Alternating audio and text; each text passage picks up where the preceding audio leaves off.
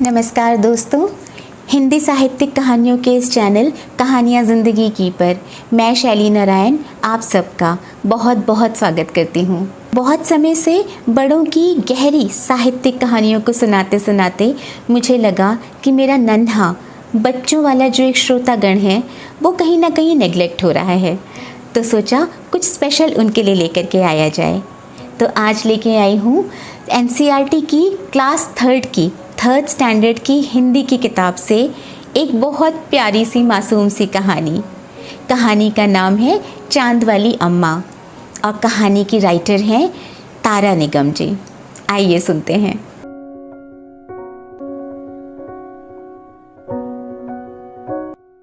बहुत समय पहले की बात है।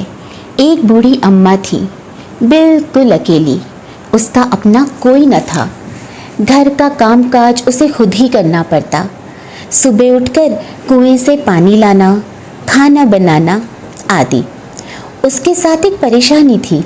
वह रोज सुबह उठकर जब घर में झाड़ू लगाती तब तक तो सब ठीक रहता, पर जैसे ही वह आंगन में जाती और झाड़ू लगाने के लिए झुकती तभी आसमान आकर उसकी कमर से टकराता।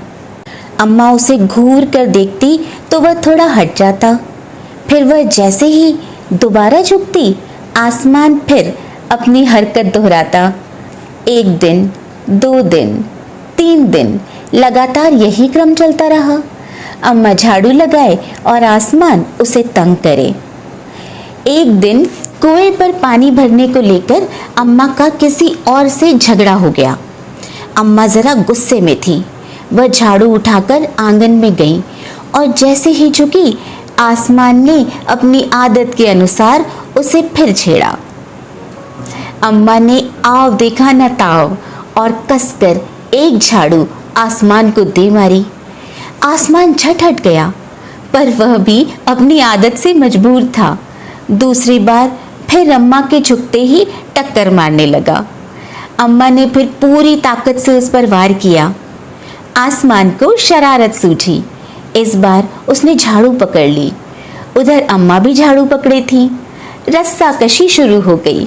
झाड़ू का ऊपर वाला हिस्सा आसमान पकड़े हुए था तो नीचे वाला अम्मा। दोनों छोड़ने को तैयार नहीं थे। अम्मा चिल्लाई, छोड़ मेरा झाड़ू, मेरे पास एक यही झाड़ू है। तब भी आसमान ने नहीं छोड़ा। बूढ़ी अम्मा कब तक रस्साकशी करती, थक गई। आसमान ने झाड़ू खींचना नहीं छोड़ा। अब वह झाड़ू के साथ ऊपर उठने लगा। उसके साथ साथ झाड़ू पकड़े हुए अम्मा भी ऊपर जाने लगी। वह चिल्लाई, मुझे नीचे छोड़ दे। आसमान ने कहा, अम्मा अब मैं तुम्हें नहीं छोड़ूंगा, ले चलूंगा ऊपर, वहीं झाड़ू लगाना। अम्मा अब झाड़ू नहीं छोड़ सकती थी क्योंकि वह बहुत ऊपर पहुंच चुकी थी। तभी उसे वहां चांद दिख गया।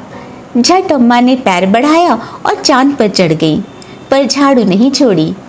आसमान को फिर शरारत सूझी। उसने सोचा, अम्मा तो चांद पर चढ़ गई है, यदि चांद उसकी मदद करेगा तो मैं हार जाऊंगा, इसे यहीं रहने दूं। ऐसा सोचकर उसने झाड़ू छोड़ दिया।